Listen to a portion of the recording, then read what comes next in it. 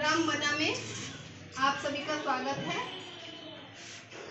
गोद भराई के लिए आई हुई गर्भवती महिलाएं, मेरी सारी आंगनबाड़ी कार्यकर्ती जिन्होंने तैयारी करी है, मेरी सहायिका जो बुला के लेके आई है। आज का दिन हमारे लिए बहुत ज़्यादा महत्वपूर्ण है। क्यों? क्योंकि आज हमारे यहाँ हमारे आंगनबाड़ी केंद्र पर एक गतिविधि का आयोजन किया जा रहा है जिसका नाम है गोद भराई। इसमें हमने निमंत्रण दिया है। सबसे पहला निमंत्रण पत्र विनीता आंगनबाड़ी के द्वारा श्रीमती कुमकुम जी को दिया गया है। आपके पति का नाम दीपक है और इनका वजन करने पे पता चला कि 39 kg आपकी 39 किलो वजन सुरक्षित प्रसव के अंतर्गत आता है। मतलब कि बहुत ज्यादा सावधानी बरतने की जरूरत है, क्योंकि ये यहाँ तक आई तभी तो पता चला हमें।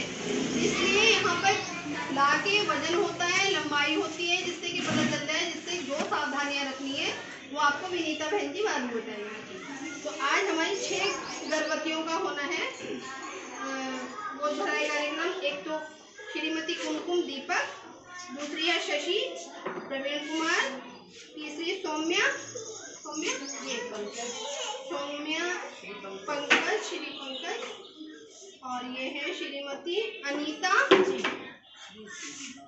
अच्छा, ये है अनीता। कितने किलो वजन है? हाँ, अब इसका 43 बताओ। गर्भावस्था के दौरान लगभग 9 से 11 किलो वजन बढ़ता है, यानी कि 51-52 किलो वजन डिलीवरी का टाइम होना चाहिए। अनीता। उसके बाद में है नितिका। इसके बाद में रेखा। आप सभी आमंत्रित हैं और हमने आपको जो बुलाया है वो इसलिए बुलाया है कि हम आपको बता सकें कि हमने ये चीजों के किससे कराया है। सबसे पहले मैं आपको बताना चाहूंगी कि ये हमारे 6 श्री अन्न है। श्री अन्न यानी कि वह अन्न जो अन्न में सबसे ऊपर है, इसलिए इनके आगे श्री लग गया। ये हमारे प्रधानमंत्री महोदय ने मिलेट्स श्री अन्न के रूप में घोषित किया है। इसमें सबसे पहला ये अन्न है आपका, क्या है बताओ, ये किसको पता है? ये ज्वार है। ज्वार जो है, ये सारे अन्न जो है भिगो के बनते हैं। कम से कम 24 घंटे भिगोना जरूरी है।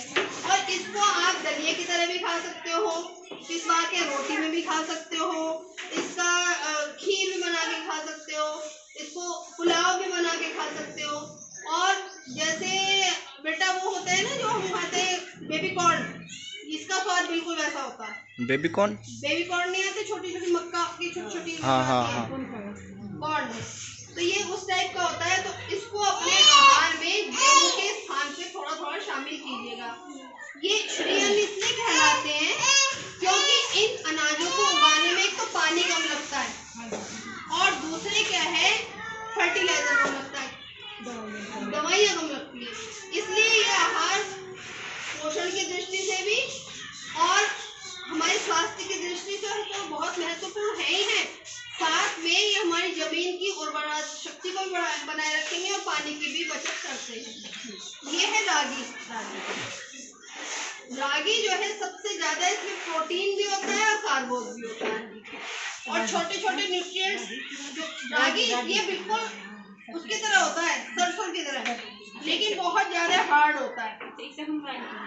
नहीं खा के देखो, रागी अलग है, ये बिल्कुल अंदर से वाइट निकलता है। आप भी लोगे परेशान दी। इसको रागी बोलते हैं, आटा बनाते हैं। इसका आटा ये जो है, वैसे आजकल जो मिस्सी आटा होता है ना, उसमें सब डाल के देते हैं। सात अनाज का आटा जो बनता है। हाँ, ये रागी सबसे ज्यादा पौष्टिक है। लगभग 80 रुपए किलो है ये। तो ये अन्न जो है मैडम 200 रुपए किलो है। नहीं, मैं 80 रुपए किलो खरीद के लाई हूँ, उससे मंगा लेना। आप दिखाना मुझे। थोक के रेट होंगे? तुम कहीं और से लेके आई हो? नहीं जी, थोक के रेट होंगे। कि वो जेन्युइन हो। हाँ जी, दुकान जिससे मैं लाई हूँ।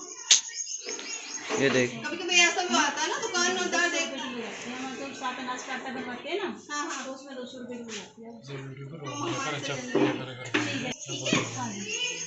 ये आपकी है कंगनी। कंगनी के चावल तो बहुत सुने होंगे माँ जी। क्या बनता था इसको बताइए। कंगनी के चावल माँ जी बताएंगे क्या क्या बनता था। खीर हैं? भी बनाए, खीर भी बनाए और खीर खाई है। कैसे बनती है खीर।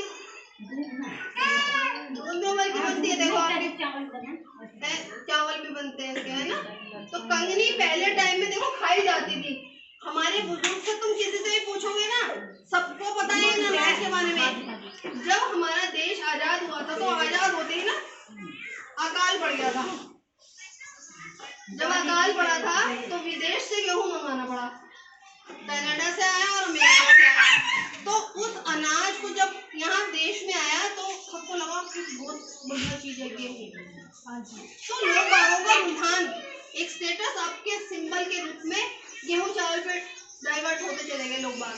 फिर थोड़ा सरल भी है, गेहूं और चावल जल्दी बन जाता है। अब लोगों के पास टाइम नहीं है। गेहूं की रोटी कितनी जल्दी बन जाती है, आटा फटाफट मान लो 5-10 मिनट में रोटी तैयार। इनको बनाने में थोड़ी मेहनत लगती है क्योंकि पहले तो 24 घंटे पहले प्लानिंग करनी पड़ेगी। आपको भिगोना है, उसके बाद में सीटी ज्यादा लगेगी, या आप उबाल बनाओगे तो ज्यादा बनेगा।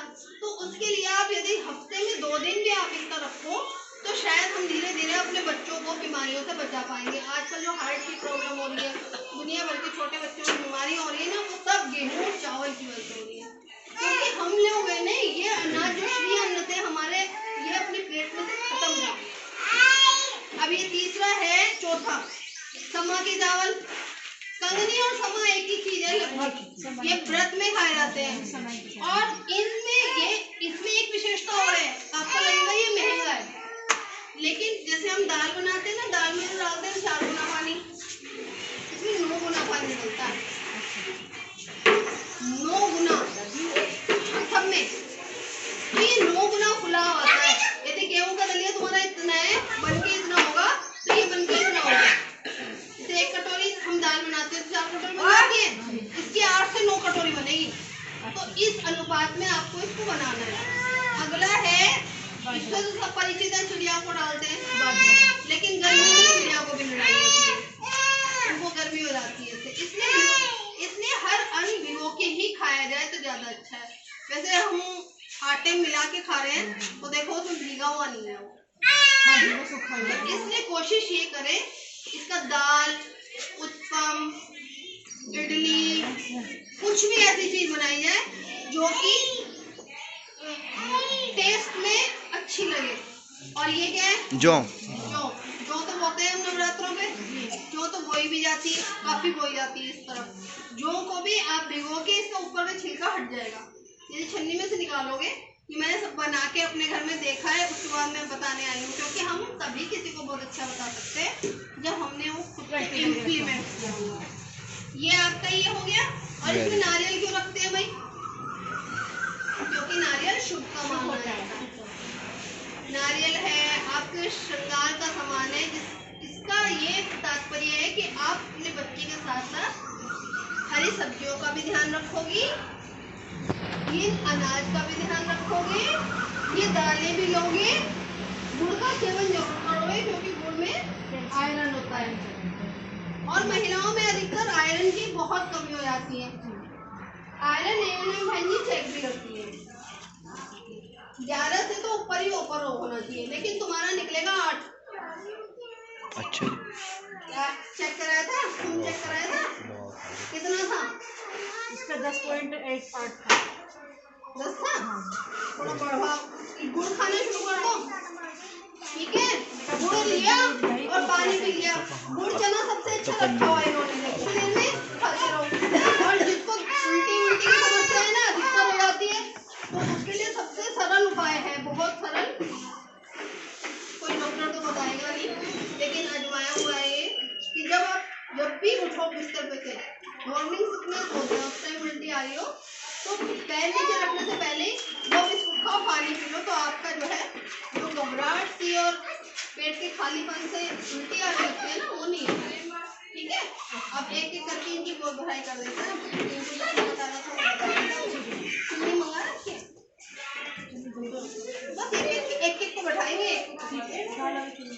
अब एक आंगनवाड़ी की गोद भराई में वहाँ बैठो, जिसकी करेंगे वो बीच में बैठेगी।